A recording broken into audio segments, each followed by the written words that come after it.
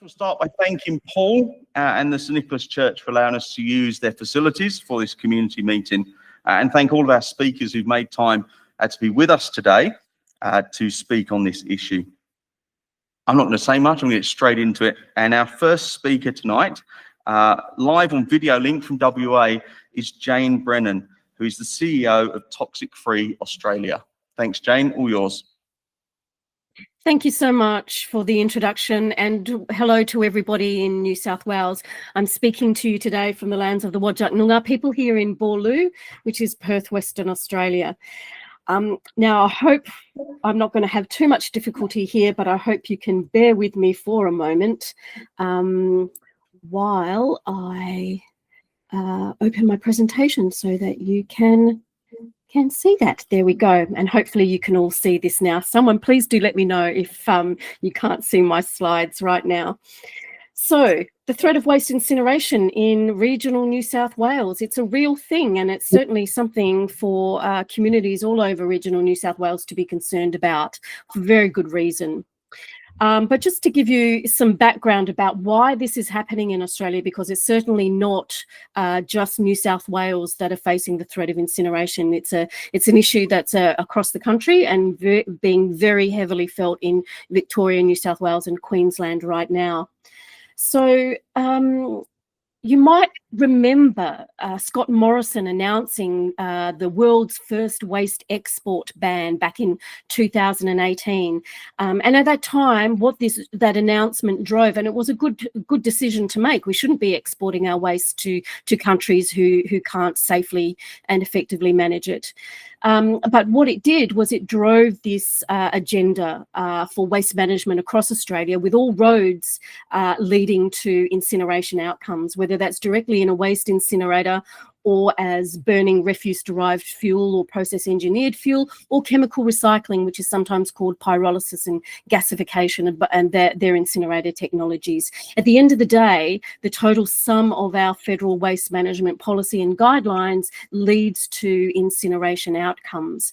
And when we're talking about residual waste, which is the waste that's destined for incinerators, this is what's really hitting regional communities across New South Wales and across Australia. Just getting back to New South Wales, though, despite the federal government agenda to introduce incineration across Australia, it was originally introduced into New South Wales under the Energy from Waste Infrastructure policy back in 2021 by the then Minister Matt Keane and the Deputy Premier, and the regions that were allocated under this infrastructure plan, as you all know, included Goulburn and other areas as well. So you all know that this infrastructure plan has recently been reviewed, and it's currently sitting with the New South Wales Government now. Many of us made submissions on that. And that there is a New South Wales Parliamentary Inquiry. And that really is the importance of this meeting and this presentation to you today, is to give you the information and the resources you need to be able to make a good submission, and the reasons why. Driving the New South Wales waste to energy push was a report by the Chief Scientific Officer and Engineer. And this was designed to give the New South Wales Government the evidence they needed to prove that incinerators that might be approved in New South Wales would operate to international best practice standards.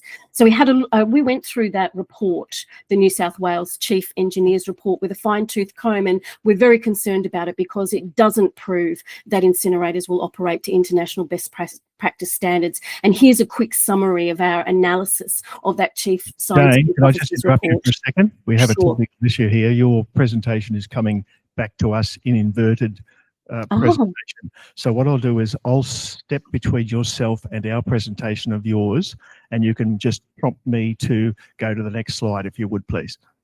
Okay, so are you on the not international best practice standards slide? I will be in a moment. Just give me a second. No worries. I do want to let everyone in the audience know that I will give this presentation to the organisers, so you can all have a copy of it should you want to go back through and have a closer look and use the references and the information in this presentation for your submission, which I highly recommend. The other thing you can do is you can go to our websites, and I highly recommend that. Toxics Free Australia has a resources tab with reports. You can find all of our reports there. You can also go to the Zero Waste Australia website, which also has all of our reports and everything you would need to write a really solid presentation. The slide is up and ready to go. Okay, so we're on not international best practice standards by the New South Wales Chief Scientific Officer and Engineer. There was a whole range of issues left out. I'll just quickly go through these for your benefit. The heavy metal standards didn't meet international best practice standards. The monitoring frequencies, particularly for persistent organic pollutants, didn't meet best practice standards. OTNOC is other than normal operating conditions. This is when an incinerator starts up, shuts down, or has to bypass its air pollution filters for some reason. You get you can get 1 year's worth of pollution emitted in one OTNOC event. They're not addressed in the New South Wales standards. Neither is the dioxin monitoring frequency. The issue of brominated dioxins, which are known to be associated with incinerators, have no standards and no air pollution control systems currently. That's a big area that's missing from New South Wales supposed international best practice standards. PFAS isn't addressed. We know PFAS is emitted from incinerators. That's also found in the ash. It's not addressed in the standards. Neither were microplastics or nanoplastics, which incinerators are known to emit. There was no requirements for ambient air quality monitoring around the plants. There was no requirement for biomonitoring before the plant starts. And they appear to suggest that reviews of the operations should occur after the plant has become operational. And that's actually the opposite of the precautionary principle. So absent from the review was also the latest Public Health Association of Australia's systematic review of incinerators, which found the industry highly associated with a range of adverse and chronic diseases. Adverse health impacts and chronic diseases. So that Australia's own public health authority systematic review of the health impacts of incineration wasn't considered in this report. Neither were the new EU dioxin limits and the evidence of contamination in Europe, which we've provided to your government and the federal government, and also the new evidence of brominated dioxin impacts, which are coming through the emissions that are emitted out of the stack and the ash. Could you please switch to the next slide?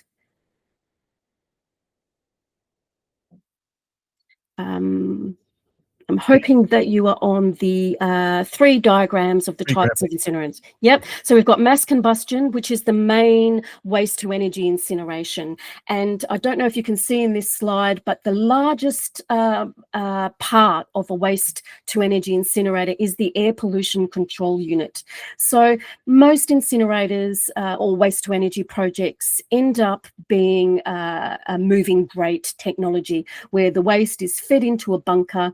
It's mixed in that bunker, and then it's lifted onto a moving grate where it rolls down as it's firing. And what falls through is the bottom ash. What is gasified goes into the air pollution control system, which makes up more than 3/4 of the entire operation. It's the most expensive aspect of waste incineration, and it's because the types of pollutants that incinerators emit require all different types of air pollution control treatment. So particulates have a different type of air pollution control compared to nitrous oxides or compared to dioxins. They all have different air pollution control techniques, and that's what makes waste incineration so expensive. Gasification is slightly different. It's similar to incineration, but with small amounts of oxygen, and pyrolysis is in the absence of oxygen. So all of these are classified incinerators under EU and US legislation. The only time gasification and pyrolysis is not classified as incineration is if the output is actually turned back into plastic. But this isn't happening around the world. What is happening around the world is that they're being used to create fuels from waste, which are then burnt, and it's predominantly fossil fuels. Next slide, please. International conventions. Hopefully you can see that. I'm mentioning this because the pollution from waste incinerators, you'll hear from industry, and you probably hear, and you'll hear from regulators too, that incinerators emit clean air. It's just a bit of dust and steam.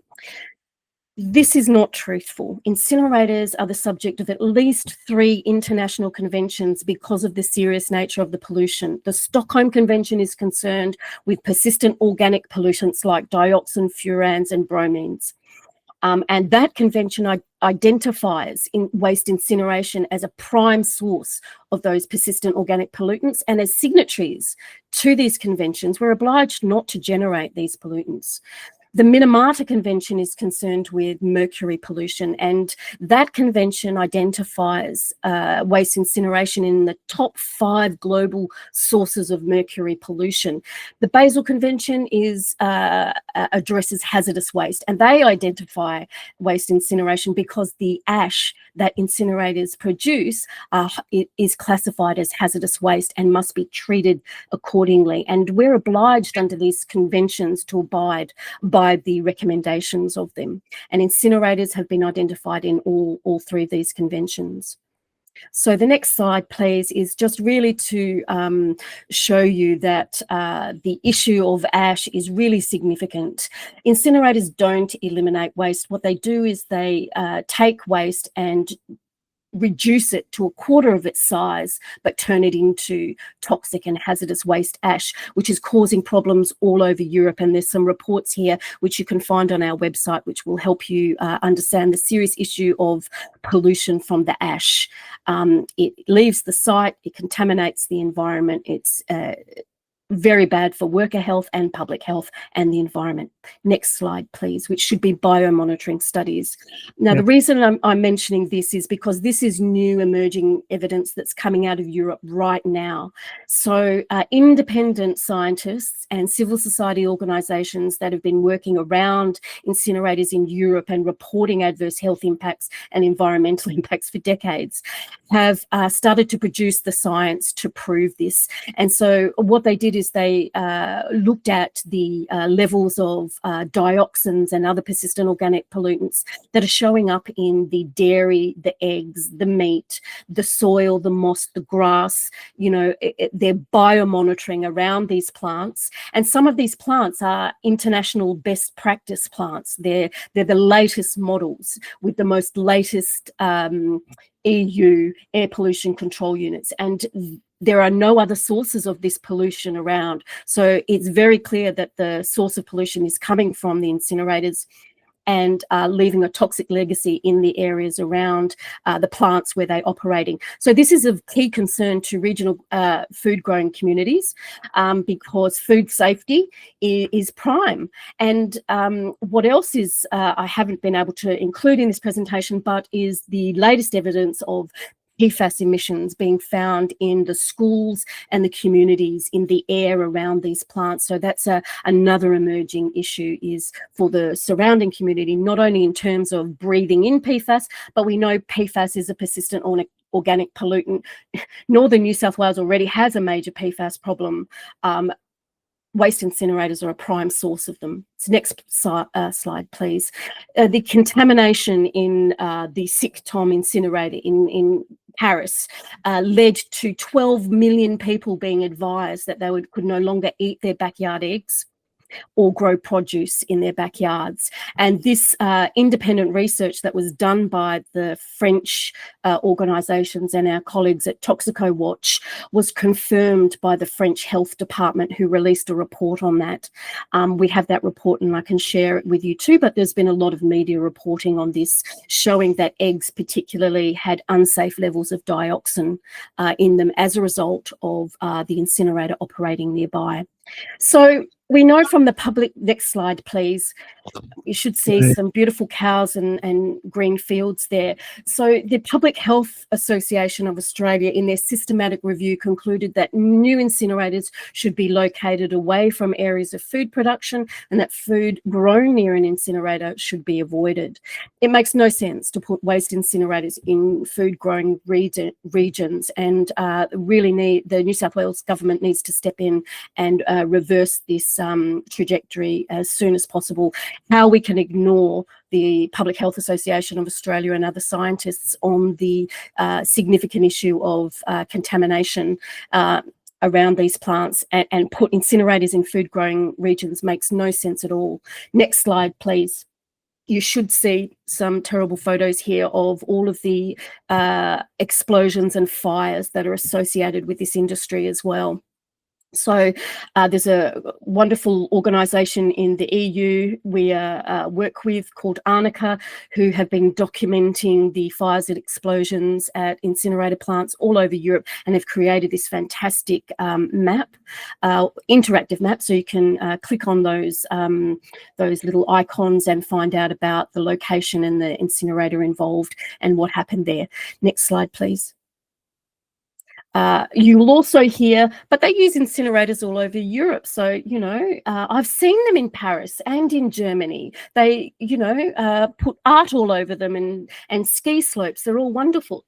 What I can tell you, this is the evidence. The European Commission, their directive to their member states in 2017 on the role of waste to energy in the circular economy recommended to every European state to not build out the incineration industry, to decommission old incinerators, not build new ones, and instead invest in sustainable zero waste policy instead. So when anyone tells you that they love incinerators in Europe and this is the direction they're heading, it is incorrect. The European Commission has been very clear to member states, do not invest in incineration, invest in sustainable zero waste policy instead.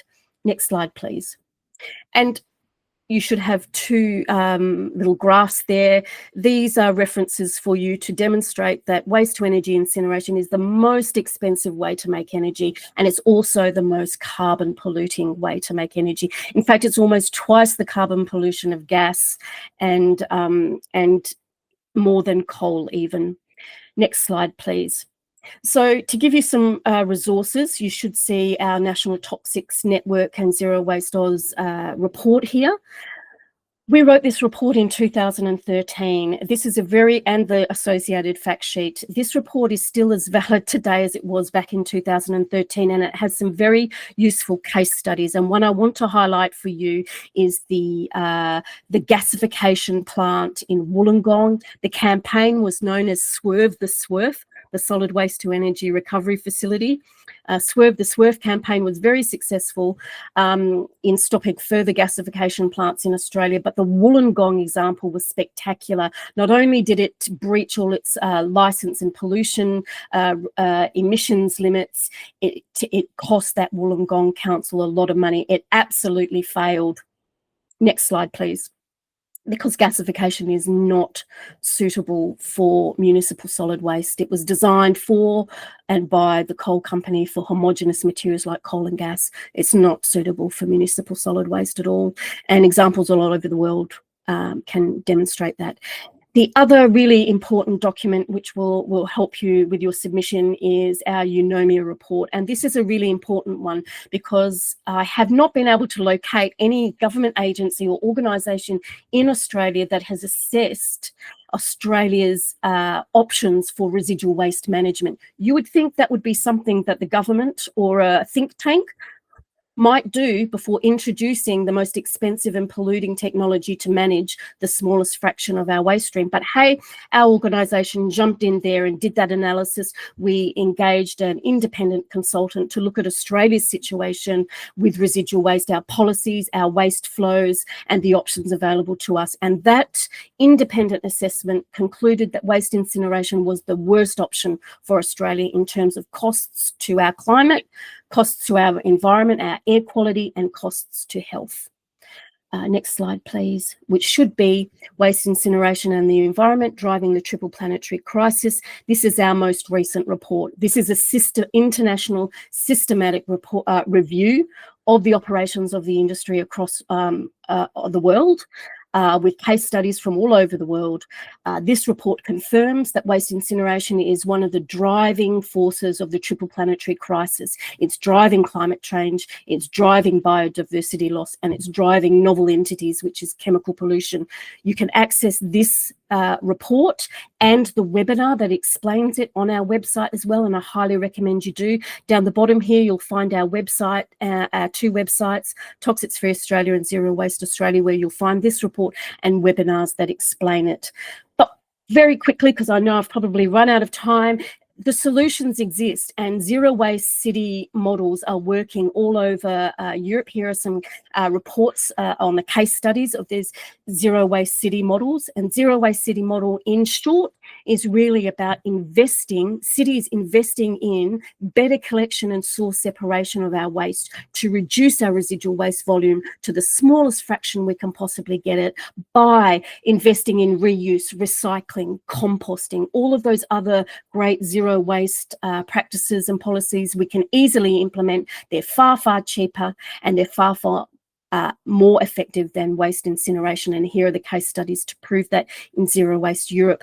We also know from the leading global experts on circular economy, the Ellen MacArthur Foundation, clearly regard energy recovery, incineration and landfill as leakage from a circular economy. So don't believe this codswallop that waste incineration is a critical part of the circular economy. The highest circular economy authorities in the world argue otherwise. But what are the solutions for residual waste? Everything we can't compost, recycle, reuse. Mechanical recovery biological treatment is one technology that doesn't come with the same adverse impacts as waste incineration. And you can read more about that and the incredible work that Professor Paul Connett has conducted for decades in our world. He's retired now, but his Zero Waste Solution book is excellent. I highly recommend that. But Australia needs to get really serious about waste. We have built our economy on mining and extractive industries, and they come inherently with large volumes of hazardous waste, which we don't manage well at all. So we've got an opportunity to transform our waste management in Australia and look at non-combustion technologies that can not only manage our residual waste, they can manage our non-recyclable plastic waste, it can also manage our hazardous waste. And that's really the future that we really want the government to look to, real solutions here that don't cost our planet, our environment, our agricultural sector or our health, and that deals with the hazardous waste that we continually generate. So we have some recommendations for the government. I won't go through them in too much depth, but we need a moratorium on this industry until we've state governments and communities have been able to fully, sorry, I probably should have told you to skip to the next slide there. There's a non-combustion slide I missed. And you should be on the recommendations page. I hope that you're there now. We should have a moratorium on this industry until communities and the state governments and local governments have been able to fully appraise it. We're in the dark at the moment and being manipulated by vested interests, and that's not the way to set policy. We need to amend the Renewable Energy Act so that the biomass part of that act isn't justifying waste incinerators anymore, and we need to invest in non-combustion technologies. Next slide, please, which should be the Australian Government invests in existing and proven zero waste policy initiatives. I think I've mentioned most of those, but there are a number of technologies we can use, like anaerobic digestion, mechanical recovery, biological treatment, and a whole range of non-combustion technologies. But we need to reduce our residual waste to the smallest fraction we can possibly get it to first. So I hope that my presentation has given you, next slide, please, we should have Richard Kirkman from Veolia, telling us that we just need to convince them of the science and of the evidence that there aren't any problematic air emissions or any impact on their soils. I hope today that my presentation and the references and the information I've given you will give you what you need to challenge Mr. Kirkman and what his industry is telling you, because this is just industry PR. It has no scientific basis. It's misleading the public. And I hope my presentation today, thank you, if you could go to the last slide, is enough to give you some information to challenge the proponents of these projects and to give you some information to put into your submissions through the Parliamentary Inquiry, which I believe closes on the 30th or 31st of October. I urge everyone to put in a submission and to get onto our websites and keep going. We're going to win this campaign. Good on you all.